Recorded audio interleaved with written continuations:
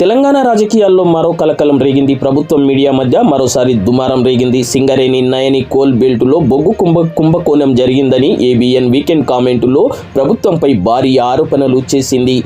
ఈ ఆరోపణలు కాస్త రాష్ట్ర రాజకీయాలలో ప్రకంపనలు సృష్టించింది. అది రాజకీయ విమర్శలకు దారితీసింది. ఇది ఇలా ఉండగా ఎన్టీవీ జర్నలిస్టుల అరెస్టు అంశంపై కూడా రాష్ట్ర రాజకీయాలలో కలకలం సృష్టించింది.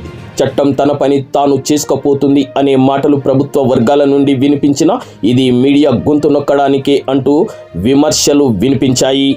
బొగ్గు కుంభకోణంలో ఎలాంటి విచారణకైనా సిద్ధమంటూ ప్రభుత్వం ప్రకటించింది. రేవంత్ సర్కార్ను లక్ష్యంగా చేసుకుని సాగుతున్న ధోరణిలా కనిపిస్తున్నదని ప్రభుత్వం భావిస్తున్నట్లు కనిపిస్తుంది. ప్రభుత్వం టెండర్ల విషయంలో క్లారిటీ ఇవ్వాలని ప్రతిపక్షాలు పట్టుబడుతున్నాయి. మరి ఏబిఎన్లో వచ్చిన ఆరోపణలు నిజమైతాయా లేక ఏం జరగబోతుంది? Wait and see.